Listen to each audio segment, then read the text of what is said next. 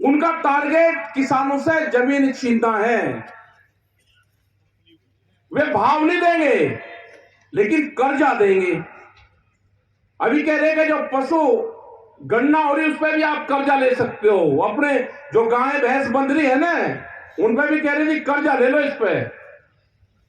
मतलब किसकी चीज पे कर्जा देंगे भाई? अरे हमको भाव दे दो, हमारे बच्चों को रोजगार दे दो। आप रोजगार छीन रहे हो।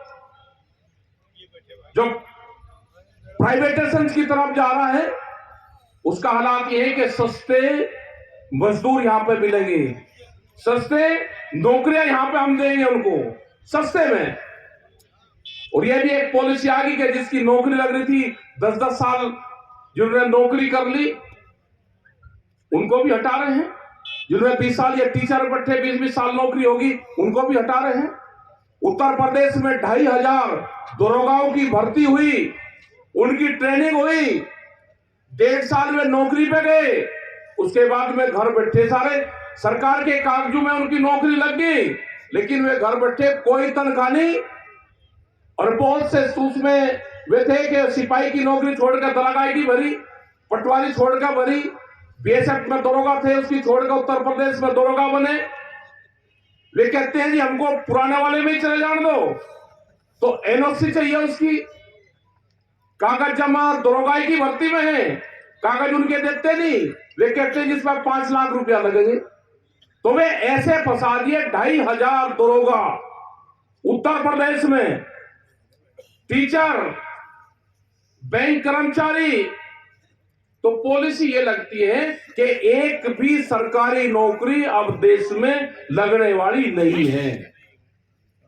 इरिगेशन डिपार्टमेंट, पीडब्ल्यूडी, सब में प्राइवेट नौकरी लगा रहे हैं, संविधा पे लगा रहे हैं उनको सबको। तो ये देश कहां जाएगा ये नहीं पता। संस्थाएं बन गई हैं, आईएएस अधिकारी जो रिटायर हो गए या मौजूदा हैं उनकी बीवियों के नाम से एनजीओ रजिस्टर्ड हुए, उनके माध्यम से वे नौकरी लग रही है विभागों में। जिसने आरएसएस की ट्रेनिंग कर रखी है वो उनसे पूछते हैं कि कहां ट्रेनिंग कर रखी, फैमिली बैकग्राउंड क्या है। अगर आरएसएस की फैमिली बैकग्राउंड नहीं है तो उसको देश में नौकरी नहीं है। ये देख लेना अब क्या क्या हो रहा है। तो सबसे खतरनाक चीज ये लड़ाई, किसान ही इस लड़ाई को लड़ेगा। लड़ाई बहुत रहेगी। बहुत से लोग आते हैं कि संयुक्त मोर्चा किसानों से अलग भी किसी मुद्दे पर जाएगा। संयुक्त मोर्चा जाएगा। संयुक्त मोर्चा देश की प्रॉपर्टी है। संयुक्त मोर्चे में पूरे देश ने विश्वास करा है। संयुक्त मोर्चे ने जो आवाज दी है उसको देश के नौजवानों ने हाथों हाथ लिया। जब हमारे पे मुसीबत आई तो हमने कहा कि देश का किसान ट्रैक्टर चलाना जानता है लेकिन ट्विटर हमारे पे नहीं आता। तो देश के नौजवानों ने ट्विटर पे अपने हाथ जमाए और बड़े बड़े मीडिया हाउस का मुकाबला करा। सोशल मीडिया के माध्यम से उन बड़े बड़े हाउस का, भारत सरकार का मुकाबला करके और हमको जिताने का काम करा।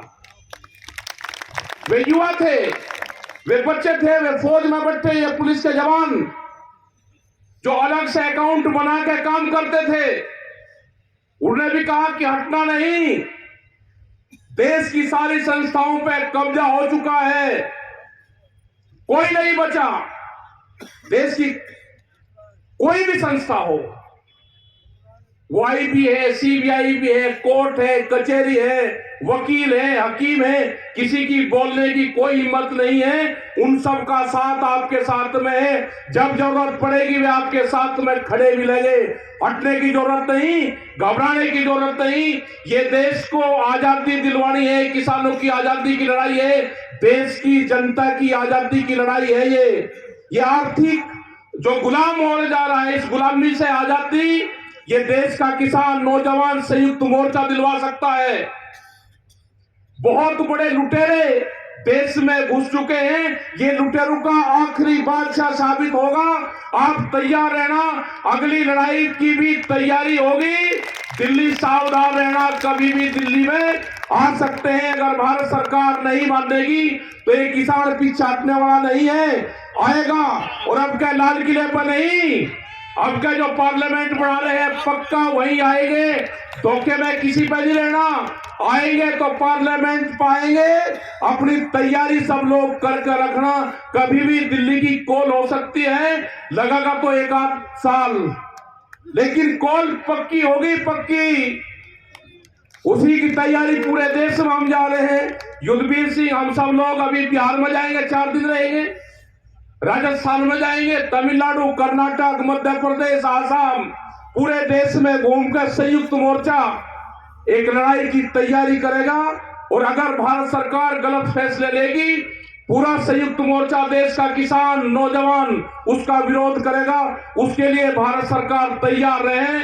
या तो हमारी बात मानो, कोई भी फैसला करोगे तो हमारे से बगैर पूछे देश के जवान, किसान, नौजवान, महिलाएं, आदिवासी, उनसे पूछे बगैर कोई भी फैसला नहीं होगा।